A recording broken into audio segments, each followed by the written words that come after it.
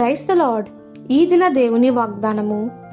రాజు భుజించు భోజనము పానము చేయు ద్రాక్షరసమును పుచ్చుకొని తాను అపవిత్రపరచకూడదని దానియేలు ఉద్దేశించెను. దానియేలు గ్రంథము 1వ అధ్యాయము 8వ వచనము.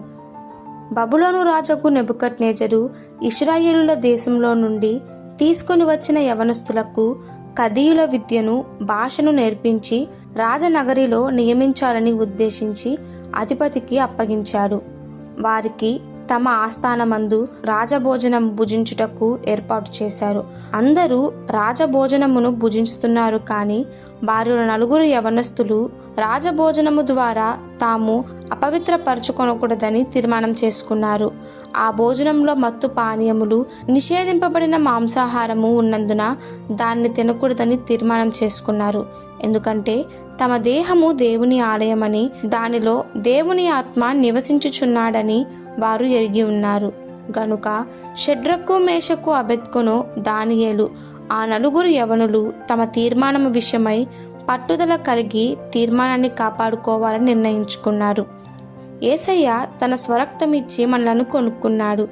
దేవుని బిడ్డలు కూడా ఆహారము కాని దాని కొరకు, సంతృప్తి కలిగిన దాని కొరకు తమ కష్టార్జితము వ్యసనం చేస్తూ ఏమి తినాలో, ఏమి త్రాగాలో, ఏమి చేయాలో, ఏమి చేయకూడదో కూడా తెలియని పరిస్థితిలో జీవించుచున్నాము. దేవుని బిడ్డలు కలలో కూడా అపవిత్రము కాకూడదని యూదా పత్రికలో చదువుచున్నాము. దేవుడిచ్చిన ఈ శరీరాన్ని అపవిత్రపరచుకోకుండా ఉండుట వలన కలిగే మేలు ఏమిటి? ఈ మట్టి శరీరము యేసయ్య రాకడలో మహిమ శరీరముగా మార్చబడి రెట్టింపు దేవుని సన్నిధికి కొనిపోబడుతుంది. కనుక ఈ శరీరాన్ని విలువగా ఎంచుకోవాలి.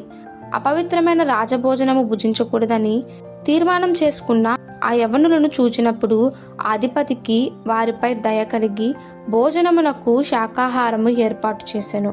తమ శరీరములను అపవిత్రపరచుకోకూడదని చేసుకున్న తీర్మానాన్ని కాపాడుకోవాలని ఆశ కలిగిన యవనస్తుల ముఖమునకు ఆత్మ సంబంధమైన సౌందర్యమును, జీవకళ కలిగాయి.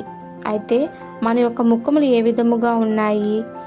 కనుక మన జీవితాలలో కూడా పవిత్రతను కాపాడుకుంటూ యథార్థత కలిగి దేవునితో చేసిన తీర్మానమును నమ్మకముగా చేస్తూ ఆయన ఇచ్చు ఆశీర్వాదమును పొందుకుందాము. ఈ దిన దేవుని వాగ్దానము మనందరి జీవితంలో నెరవేరులాగున ప్రభు కృప మనకి తోడై ఉండునుగాక. ఆమెన్. God bless you.